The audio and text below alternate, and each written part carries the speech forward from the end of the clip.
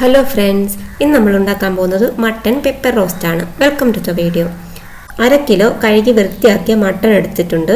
നമുക്കിത് പകുതി വേവിച്ചെടുക്കാം. കുക്കറിലേക്ക് മട്ടൺ ഇട്ട് കൊടുക്കാം.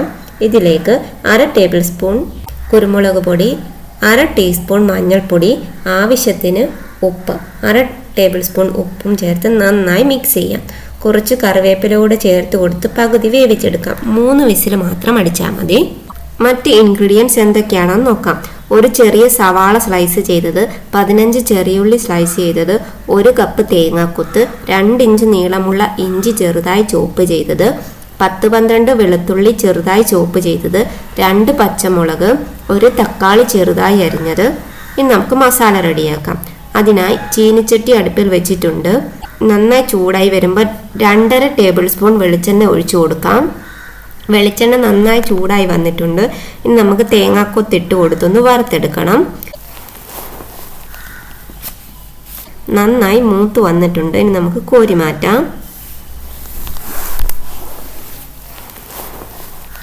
ഇതിലേക്ക് വെളുത്തുള്ളി ഇഞ്ചിയും ചേർത്ത് 1 മിനിറ്റ് ഒന്ന് മൂപ്പിക്കാം.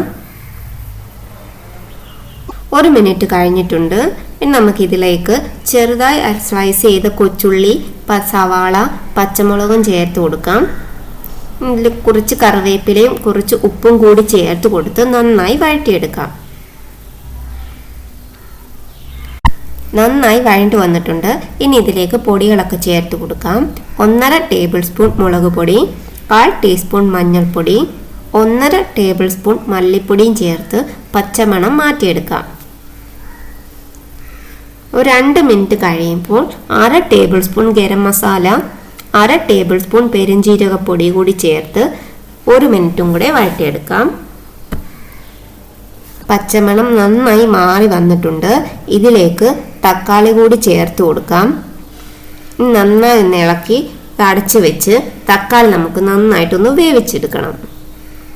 തക്കാളിയൊക്കെ നന്നായി വെന്ത് വന്നിട്ടുണ്ട്. ഇതിലേക്ക് പകുതി വേവിച്ച മട്ടൺ കൂടി ചേർത്ത് കൊടുക്കാം. ഉപ്പൊക്കെ നോക്കി ഉപ്പ് ആവശ്യമെങ്കിൽ വേണമെങ്കിൽ ചേർത്ത് കൊടുക്കാം. ഇതിലേക്ക് വറുത്തെടുത്ത തേങ്ങാക്കൊത്തുകൂടി ചേർത്ത് കൊടുക്കാം. മട്ടൺ ഈ മസാലയിൽ കിടന്ന് നമുക്ക് നന്നായിട്ടൊന്ന് വേവട്ടെ. ഇത് നമുക്ക് അടച്ചു വെച്ച് ഒന്ന് വേവിച്ചെടുക്കാം. അഥവാ നമുക്ക് പെട്ടെന്ന് വേവിച്ച് കിട്ടണമെങ്കിൽ കുക്കറിൽ വേവിക്കണമെങ്കിൽ നമുക്ക് വേവിക്കാവുന്നതാണ്. കുക്കറിലേക്ക് നമുക്ക് ഈ മസാലയോടുകൂടി മാറ്റിയിട്ട് ഒരു 3 വിസിൽ കൂടി അടിച്ചാൽ മതിയാകും. അപ്പം നന്നായിട്ട് മട്ടനൊക്കെ വെന്ത് കിട്ടും. ഇല്ലെങ്കിൽ നമുക്ക് അടച്ചു വെച്ചൊരു മീഡിയം ഫ്ലെയിമിൽ നന്നായിട്ട് ഈ പാത്രത്തിൽ തന്നെ വെച്ചിട്ട് നമുക്ക് വേവിച്ചെടുക്കാവുന്നതാണ്. മട്ടൻ നന്നായി വെന്തിട്ടുണ്ട്. ഇതിലേക്ക് 1/2 ടേബിൾ സ്പൂൺ കുരുമുളക് കൂടി ചേർത്ത് കൊടുത്ത് നന്നായിട്ട് ഇളക്കാം. ഇനി ഇതിലേക്ക് കുറച്ച് കറിവേപ്പില കൂടി ചേർത്ത് കൊടുത്ത് മിക്സ് ചെയ്യാം.